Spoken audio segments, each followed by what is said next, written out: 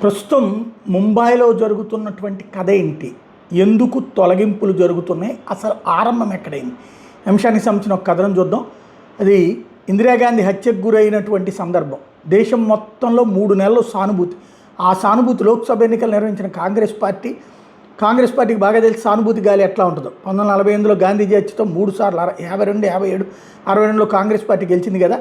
84లో సునీల్ దత్ తొలిసారిగా ఎంపీ అయ్యారు. ముంబైలో బంగ్లాదేశ్ చొరబాటుదారులను తీసుకొచ్చి తన లోక్సభ నియోజకవర్గ పరిధిలో స్థిరపడేలా చేశారు. మెల్లగా బెహ్రంపారా ప్రాంతం అంతా బంగ్లాదేశీలతో నిండిపోయింది. శివసేన ప్రధాన కార్యాలయమైన మాతోశ్రీ కేవలం 500 మీటర్ల దూరంలోనే ఈ స్థావరం ఏర్పడిన అప్పుడు శివసేన హిందుత్వ పార్టీ కాదు, ప్రాంతీయవాద పార్టీ. జై మరాఠా అని మహారాష్ట్ర కేవలం మరాఠా లేదే అందుకు అడ్డుకోలేదు. అప్పుడు రాజీవ్ గాంధీ ప్రధానమంత్రిగా ఉన్నారు. ఇదంతా ఆయన ప్రత్యక్ష పర్యవేక్షణలో జరిగిందని చెప్తారు.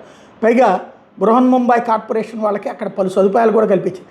అప్పట్లో దేశంలో కాంగ్రెస్ పార్టీ, రాష్ట్రంలో కాంగ్రెస్ పార్టీ మరియు ముంబైలో కాంగ్రెస్ పార్టీ అధికారం ఉంది. ముంబై మీద కాంగ్రెస్ పార్టీ ప్రభావం ఉంది. 12 మార్చి 1993 ముంబైలో 12 బాంబు పేలుళ్లు జరిగాయి. 19 ఏప్రిల్ 1993 ఆ కేసులో సంజయ్ దత్ అరెస్ట్ అయ్యారు. ఆయన దగ్గర నుంచి AK-47, 56 రైఫిల్ని స్వాధీనం చేసుకున్నారు. టాడా చట్టం కింద అరెస్ట్ కావడంతో ఆయనకు బెయిల్ దొరకడం అత్యంత కష్టంగా మారింది. 24, 25 ఏప్రిల్ 1993 సునీల్ దత్ బాల్ ఠాకరేని కలిశారు.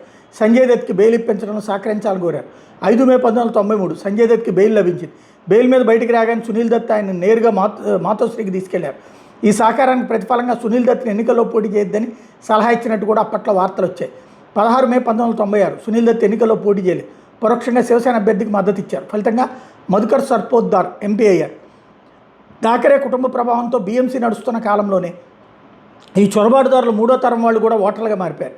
కేవలం నీళ్లు, ఇతర సదుపాయాలే కాకుండా ఆధార్తో సహా అనేక ప్రభుత్వ పత్రాలు కూడా వాళ్ళకి అందించబడ్డాయి. తద్వారా వాళ్ళు వివిధ ప్రభుత్వ పథకాలకు లబ్ధిదారులుగా మారారు. మాతోశ్రీ 1 తర్వాత బెహ్రంపారా కేవలం 300 మీటర్ల దూరంలోనే మాతోశ్రీ 2 కూడా నిర్మితమైంది. అయినప్పటికీ వాళ్ళ మీద ఎట్లాంటి కఠిన చర్యలు తీసుకోలేదు. ఆరోపితమైన అప్రకటిత పుత్తల కొనసాగుతూనే వచ్చింది. అంటే కాంగ్రెస్ను శివసేనలకి 15 జనవరి 2026 ముంబైకారులు BMC నుంచి శివసేనను పక్కన పెట్టారు. ఈరోజు పరిస్థితులు మారినాయి. రాష్ట్ర ప్రభుత్వంలో ఉద్ధవ్ ఠాకరే శివసేన లేదు, కాంగ్రెస్ ప్రభావం లేదు, BMC మీద ఠాకరే కుటుంబ నియంత్రణ లేదు. మునపట్లాంటి రాజకీయ పరిస్థితుల్లో రాష్ట్ర ప్రభుత్వంలో లేదా BMCలో ఉండుంటే ఈరోజు బెహ్రంపారాలో జరుగుతున్న తరలింపారు చర్యలు సాధ్యమయ్యేవి కావు. మద్దతుదారుల అభిప్రాయం ప్రకారం రైల్వే, కేంద్ర ప్రభుత్వం, పోలీసు, రాష్ట్ర ప్రభుత్వం, BMC అనే 3 స్థాయిల్లో BJP మద్దతుతో నడుస్తున్న ట్రిపుల్ ఇంజిన్ వ్యవస్థ వల్లే ఈరోజు బెహ్రంపారాలో చర్యలు సాధ్యమవుతున్నాయి. ఇది అత్యంత ముఖ్యమైనటువంటి అంశం.